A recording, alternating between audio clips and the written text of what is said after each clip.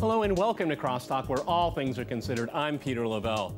U.S. President Donald Trump says he wants American troops to leave Syria. The foreign policy blob surrounding him says differently. So what are exactly Washington's goals in Syria? Partition, war for war's sake, or a means to sticking it to Iran and Russia? All are poorly thought out options.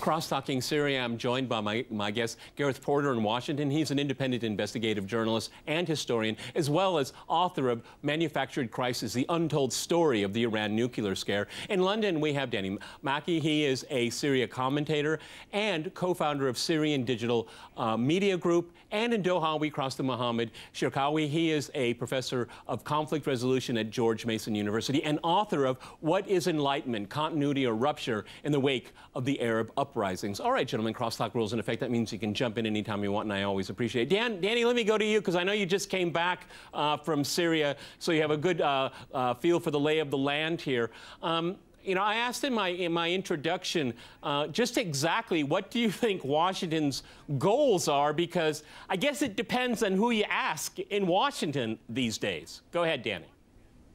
Absolutely. I mean, Washington has really had nothing of a coherent strategic policy in Syria for many years. It's not just now. I mean, we've had 4 or 5 years of Washington saying they'd want to take the lead from behind and not really understanding exactly where it's going with its strategy. And this has been really shown by the last events of over 100 US Tomahawk missiles striking different Syrian military targets while I was in Damascus, for that matter.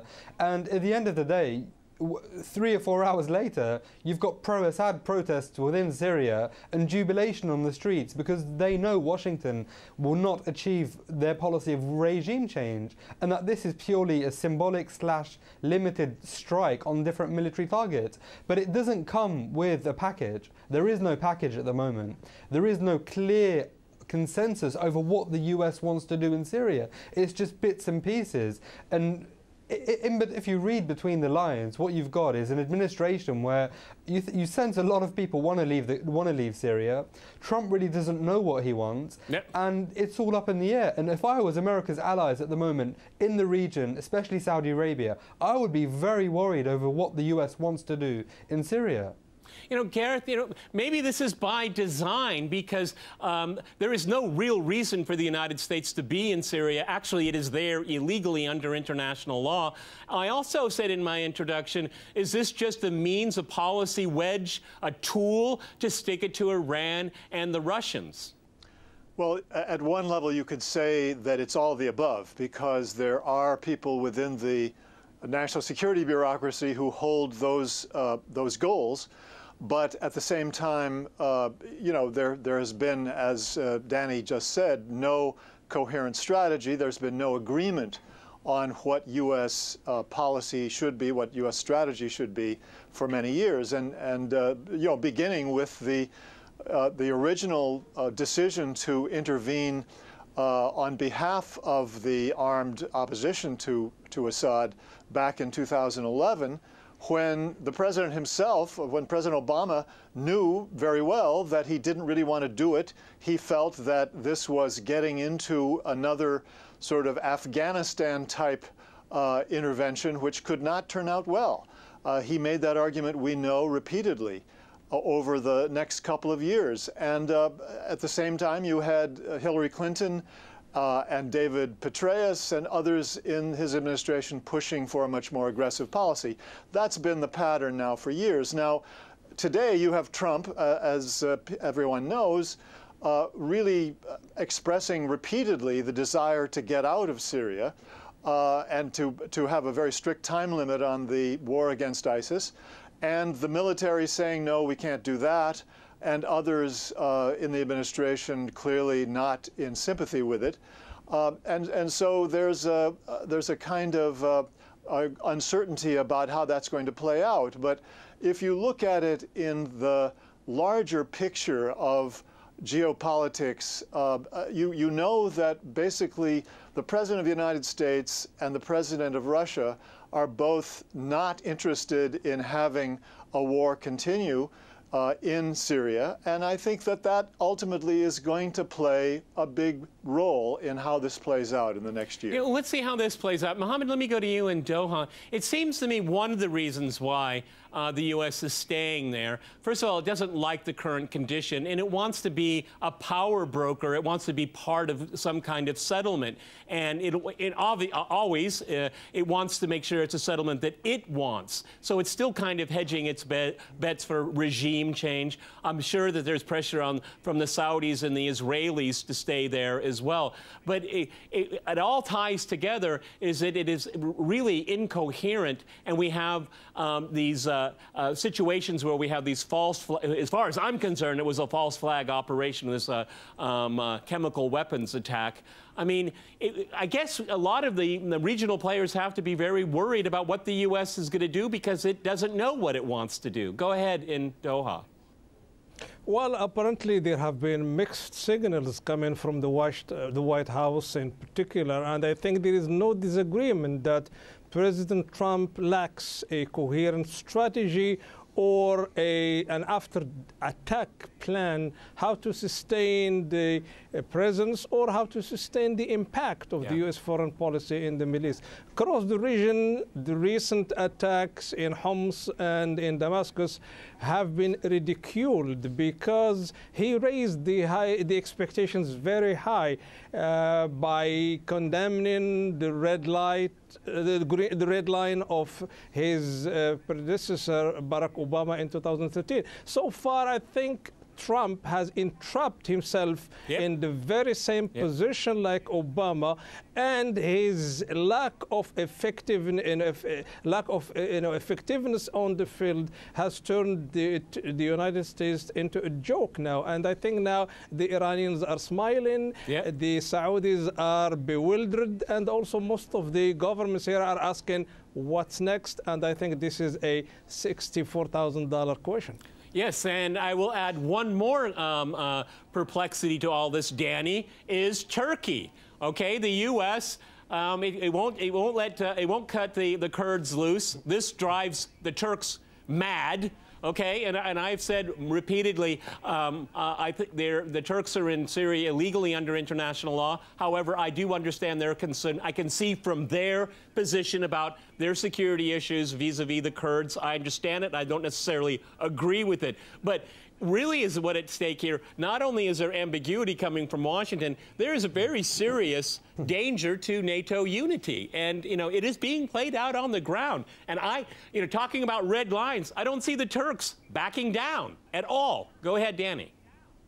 The Turks won't back down, and that's for one primary reason. They believe that they have some sort of historic right to the north of Syria, and they've been led that way through the actions of the United States of America.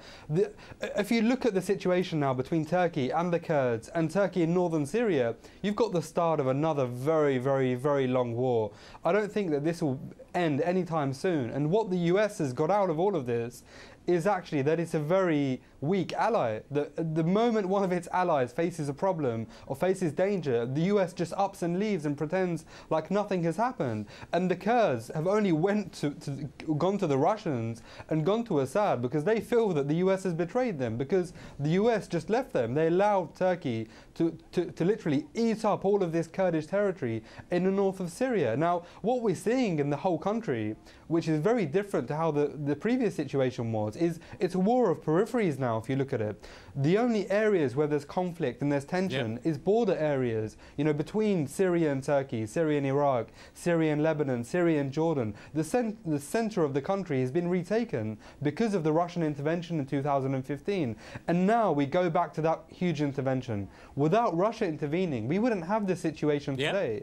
And the US are only acting out of envy because they want to be in Russia's position. You know, Russia today, over the previous weeks has brokered a number of agreements for rebels to leave areas around Damascus and Qalamun, while the US is looking onwards, you know, striking 1 or 2 military targets in a very vague attack, which ultimately didn't really.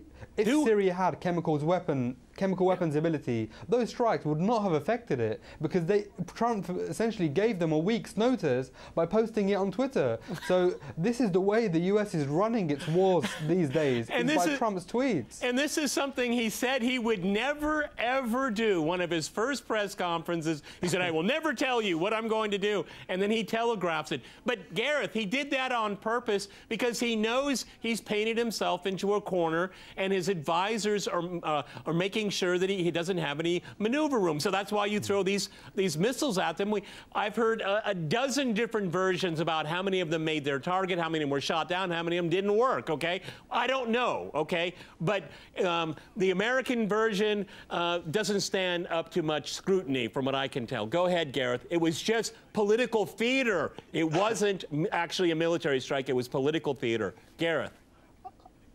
I couldn't agree more on that point. And you know, if you actually read the morning briefing that was given at the Pentagon after the night that the strikes took place, it was an amazing performance in the sense that you know, the people doing the briefing absolutely would not answer questions that had to do with, for example, you know, with, you know, did you actually do any air sampling to find out if, you know, when you hit this supposed place where they were making chemical weapons, there was any problem of affecting the air of the people surrounding it. And it's clear that they hadn't done it, and that they couldn't basically say what the consequences were of the target they hit. And I think that what that means is that they really didn't have any information that was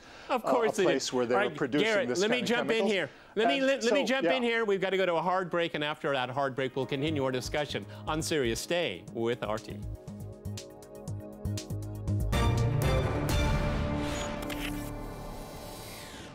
Welcome back to CrossTalk, where all things are considered. I'm Peter LaBelle. To remind you, we're discussing the situation in Syria.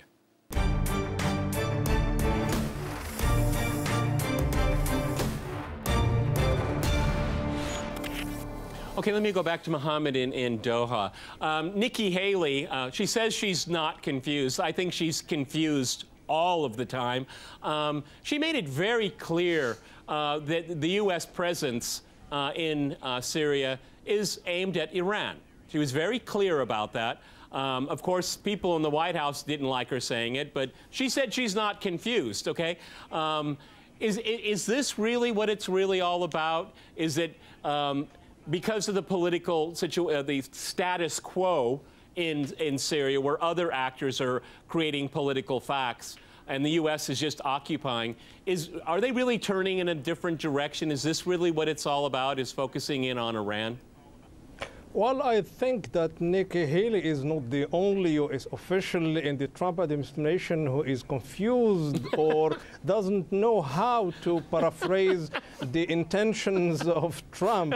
And I think now we are at a situation that is a combination of performative politics a la Trumpism, if we can say it that way, and also a piecemeal tactics. Whenever Trump runs into problems, he has to figure out this theatrics of politics in front of cameras. Yep. The difference between what is said in front of cameras and what is done or executed in the field, in particular in Syria, is huge. And I think now we have been talking about the rise of anti-Americanism. I think now we have to pay attention to something new, is the waning confidence in Washington by Middle Easterners. And now it becomes like this great power that has lost its focus.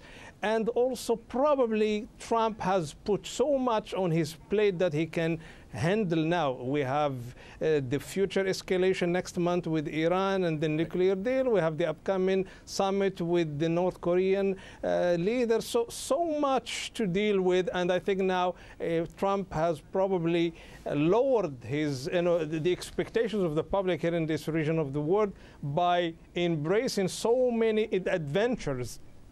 And then he cannot deliver much. What I remain concerned about is if Trump and the Kremlin loses their grip on both the Iranians on the one hand and the Israelis on the other hand, that's when it's going to be a messy joke. And I don't think that Trump will be able to figure out what to do next. You know, Danny, I think Mohammed brought up a really good point, because there's so many festering issues, particularly in the Middle East, but and on a broader scale with North Korea. The U.S. doesn't have a grasp on the situation. I mean, one of the things I have noticed with this administration is that there's so many war hawks, so many military people, and then you have Pompeo coming in, not exactly a man of great tact, okay, and diplomacy. And what we really need now, and I mean this for all players, because my primary issue is peace and having peace settlements, okay? You're going to need a lot of finesse. You're going to need a lot of patience. And to date, this administration doesn't exhibit any of the above. Go ahead, Danny. Well, I would just like to bring you back to the moment when the initial disagreement between the Russians and Trump started, and Trump issued the tweet. And the response of the Russian Foreign Ministry was that we don't participate in Twitter diplomacy. Now, you can bring this back here because the main problem is the policy. It's not just the people. You need finesse. You need that class of managing to find agreements. Obama managed to do it with the Iranians, for sure. But the Americans don't have a policy. That's the problem. You've got Trump, who's just discussing leaving Syria, and then within the next couple of days he sets another red line, and then he begins to make threats of attacking Syria after an alleged chemical weapons attack, which wasn't verified internationally. And he chose to strike Syria on the same day that the UN chemical weapons inspectors arrived to actually investigate the scene. So from that perspective, you've got a leader who's acting in a very confusing way, who's misleading himself, his administration, and his allies, and who essentially doesn't know what to do in Syria longer than this week. So what Syria needs at the moment is an international agreement to be reached. But is Trump the person to deliver that agreement, that consensus? Absolutely not. And if I was sat in Moscow's position now, I would be very wary of having to negotiate or deal with Trump on any matter, not just Syria for that matter, because in Trump you're dealing with an individual who is so unpredictable, who has such a lack of understanding of the situation, that all you have to do is bring up his tweets from 2013 ridiculing Obama who didn't act in Syria, to understand that the guy has completely gone against every one of his statements. I mean, as one of the commentators said, you know, there's a Trump tweet for every occasion. So if we look at the situation now, I wish that weren't funny, but it is. Okay, I shouldn't laugh because it's such a situations of great gravity here. Let me go to Gareth here, because, you know, both Mohammed and Danny bring up really good points here. I mean, next month, I guess we're all anticipating it, that Trump's going to withdraw from the Iran deal, okay? And at the same time, he wants to make a deal with the North Koreans. I mean, and then the U.S. is stubborn, and actually it works as a negative force in Syria that doesn't allow a peace process to move forward. Anytime peace could possibly break out in Syria, well, Ash Carter comes around and bombs, okay? Or just when a major city is liberated from terrorists, supported by foreigners, oh, we have a chemical weapons attack here. So, I mean, on every single scale, there's no reason to be optimistic here. And one does influence the other. These situations are interconnected. Go ahead, Gareth. Well, of course, they are interconnected in the sense that the North Koreans are constantly looking at what the United States is doing elsewhere in the world to assess, you know, how to deal with them in terms of trying to negotiate a settlement, which they've been trying to do for 3 generations of the Kim family. And so that is entirely that's centrally important to their calculations. And I think that it's very important to understand that that Kim Jong-un does indeed intend to bring about a comprehensive solution with Trump, if it's at all possible. And that this has happened primarily, I would argue, because of President Moon of South Korea's patient diplomacy with the North and with Trump. And clearly Moon has been very clever in appealing to Trump's sense of vanity, making it possible for Trump to say, I'm the one who's made this possible and it couldn't have happened without me. As long as Moon is able to carry on that diplomacy with Trump, I do have some hope for these talks really succeeding. But of course we have John Bolton whispering in Trump's ear, trying to convince him to do something different. And that is the fly in the ointment, to say the least. But definitely, I think that Trump is now moving in the direction that is hopeful on peace with North Korea, and that is quite an astonishing turn of events, even more astonishing, I must say, than Nixon going to China. Yeah, let me go back to Doha. Mohammed, one of the things I think is very interesting, I mean, we had the North Korean leader visit Beijing recently. We had Pompeo, actually, State Department designate head, meeting with the leadership of North Korea. I get this strong feeling, and I don't see Western analysts looking at it this way. The trip to China wasn't begging. It was, I've got an idea, and do you back it? And I think it's going to be, and this is going to be the true test of leadership, is that denuclearization, yes. America must withdraw its military completely from the peninsula. That is actually a good idea with Chinese and Russian guarantees, okay? The American deep state, the blob, will never, ever, under any circumstances, buy that deal, though it would be a good deal. Go ahead, Mohammed. A month ago, I was very optimistic about the next summit between Donald Trump and Kim Jong-un, and I thought they would achieve a breakthrough. But having reflected on Trump as a conflict analyst from my perspective, I am kind of confused, because when I consider him a pragmatist or a realist, he is not good at waging wars. And this is the second attack on Syria, and Assad may go back and use the chemical weapon once again. So there is no pragmatism in the way Trump handles his decision of going to war. At the same time, when I consider him a deal maker, I don't see him as an innovative leader who can engage in deal making. So he is everything but being a pragmatist. So now my fear is that we will witness a huge kind of media event that pivots around the ego of Trump on the one hand and Kim on the other. And because of this ego, inflated ego politics, we may not see, or we may not witness what we are looking for, a little measure or a little significance in advancing the agenda. So I think now the ball will go back to the court of the Chinese. I think if there is any balancing power between North Korea and the United States, is what Beijing can do. Otherwise, if it is left to Trump and Com, I don't see any progress coming. I'm going to finish with Danny, and I'm going to give you a situation, Danny. You know, with the situation with the Iran deal and with North Korea, this is how it's going to be. Trump comes out and says, we want a deal. And sitting him right next to him is John Bolton. And he says to the Iranians and North Koreans, all you have to do is surrender, and everything will be fine. Okay? That's how it's going to play out. Okay, 40 seconds to Danny. Finish up.